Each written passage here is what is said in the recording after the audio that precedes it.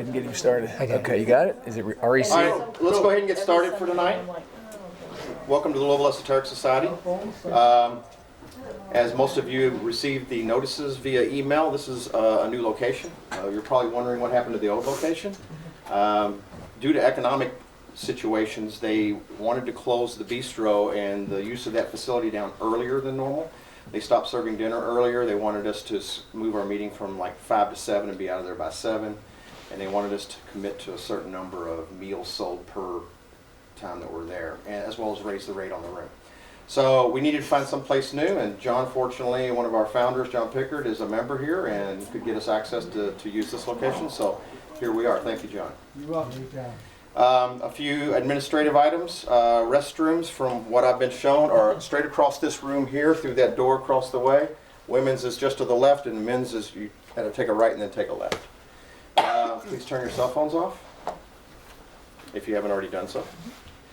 For those that are new and are interested in receiving email updates on the next meetings when they occur, I no longer send out email notifications personally myself out of my email address at Yahoo due to some spam issues I ran into. It just wasn't right. If something goes wrong with my email, that you guys get spammed with it. So what we've done is we set up on the website, on every page on the website, but it's pretty prominent, and you can see it when you go to the main page. You can get email notices. Just put your email in the little box and click subscribe. You got to solve a CAPTCHA. An email then goes to your email. You open it up, you click the confirmation, and you're done.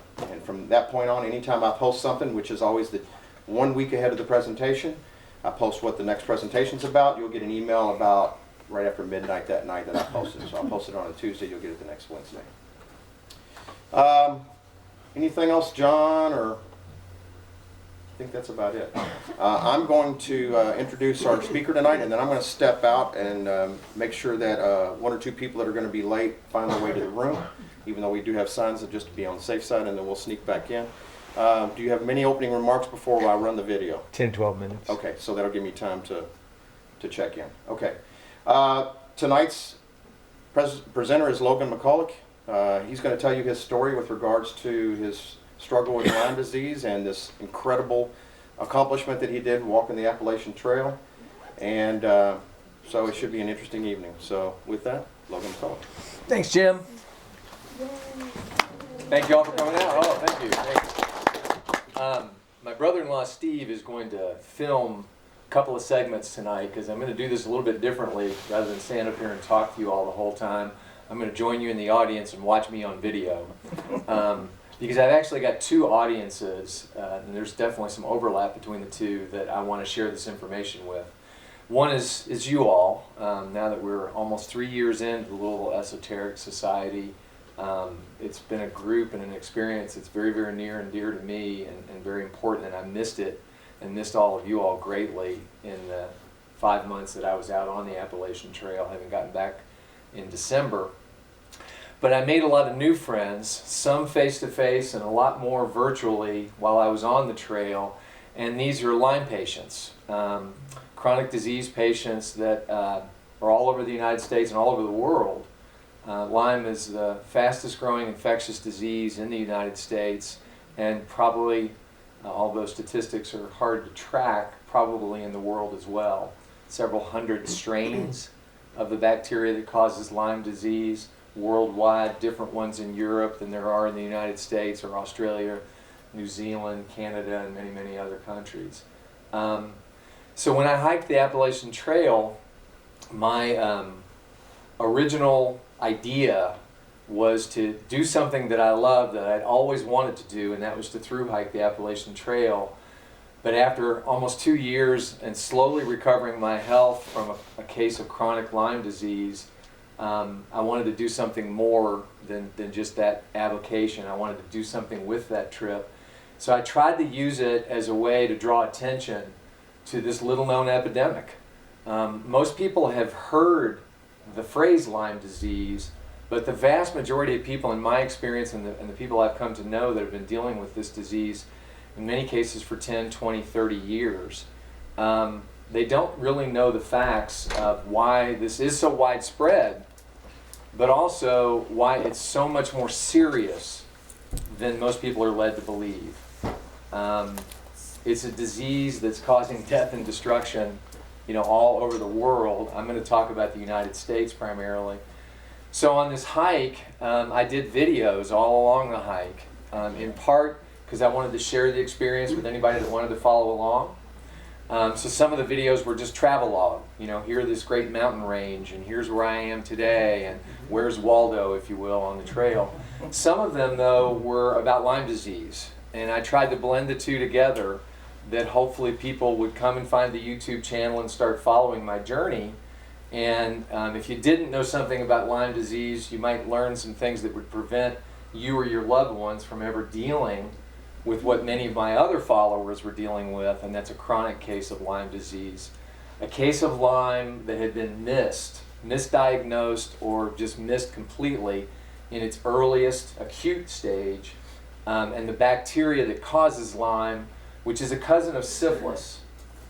Its pathology is very similar to syphilis in that it can attack any and all parts of the body. It can cross the blood-brain barrier, it can attack your joints, your organs, your tissues, or all of the above.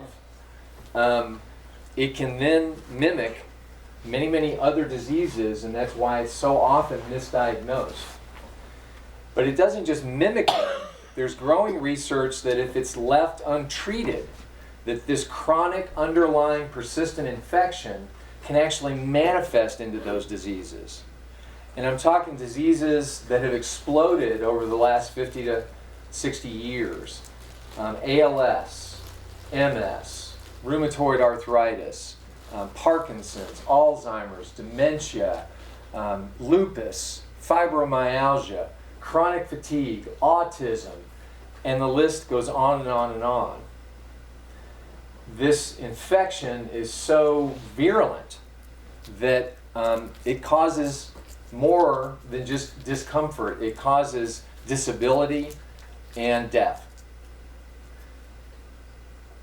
But it doesn't seem to be attracting the attention that the fastest growing infectious disease in the United States would warrant.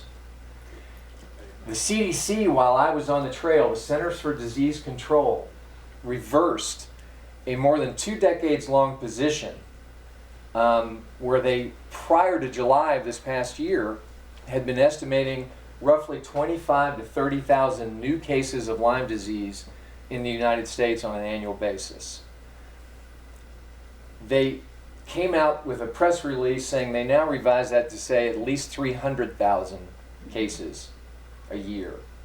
And that's probably far underreported because doctors are missing these diagnoses. There is no good lab test for acute Lyme, but the CDC continues to mandate and recommend the use of 2 substandard tests in conjunction, blood tests that don't test for the direct presence of the bacteria. They test for the antibodies that a healthy immune system will produce that are specific to this bacteria.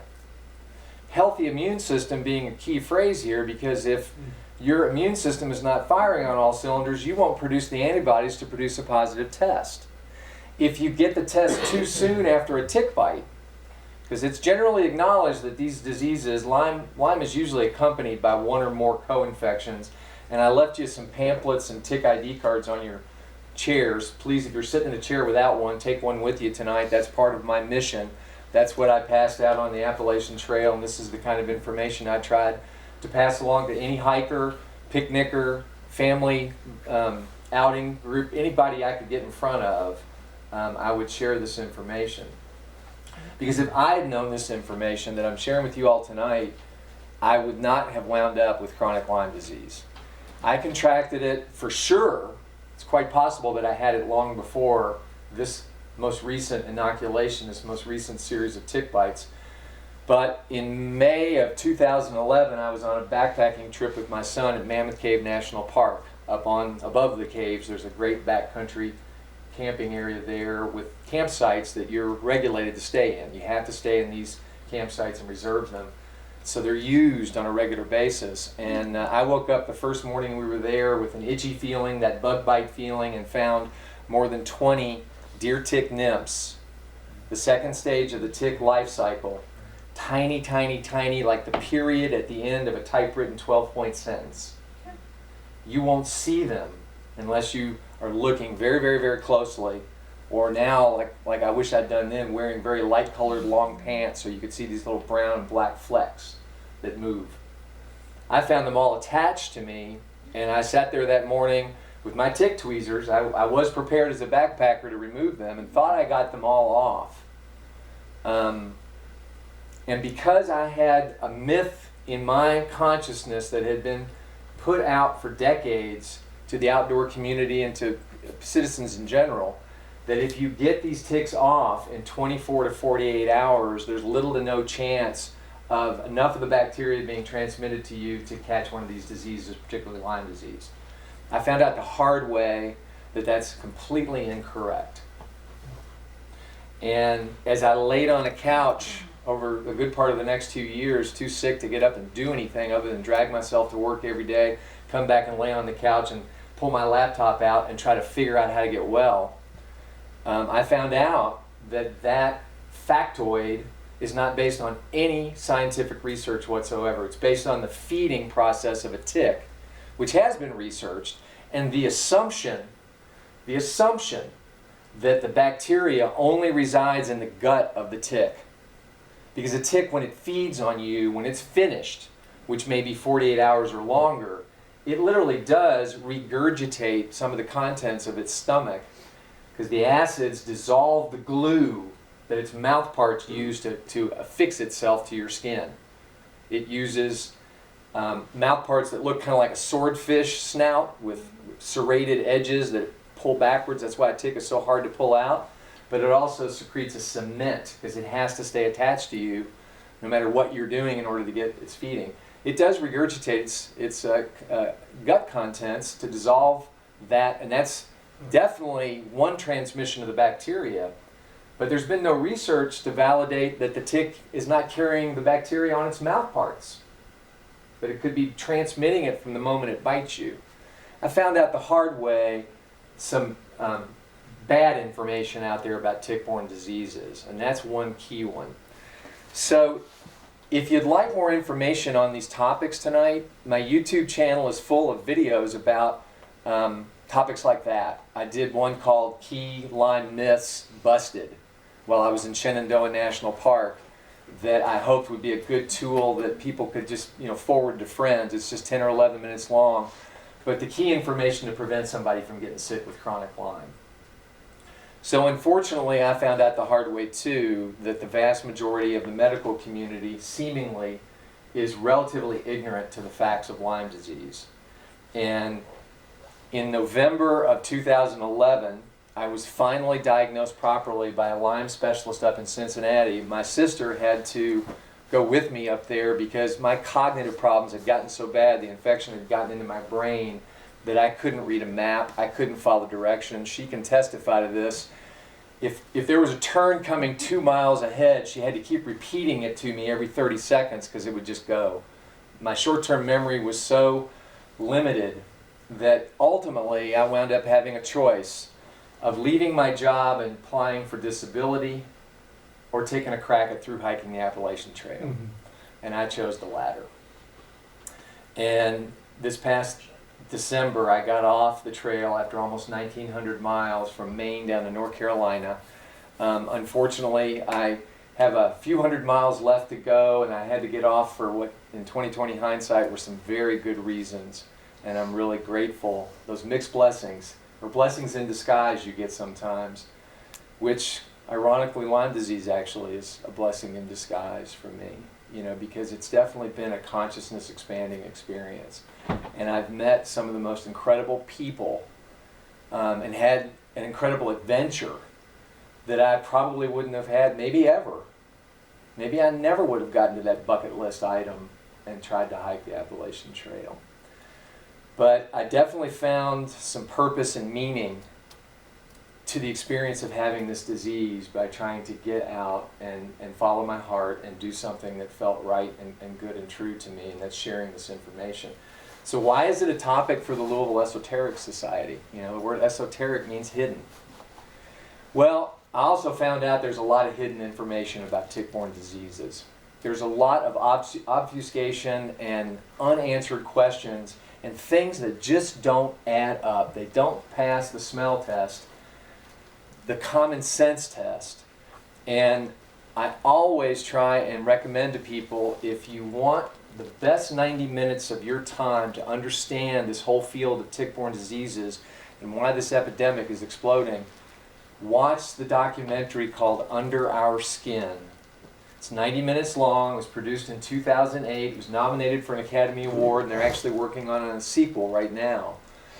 And it does a phenomenal job of painting the bigger picture of why this is not only a health crisis, but it's also a political debacle. And you'll see when you watch the film, and I'm going to talk about this in my video tonight. Yesterday I sat down and recorded a video because I want to be able to post all this to YouTube. All the folks that have been following me across the country and in some cases around the world, I want to share this information with them too. So we're recording my opening comments tonight. These two videos, which is basically just one video broken into two sections, so it doesn't take forever to upload to YouTube.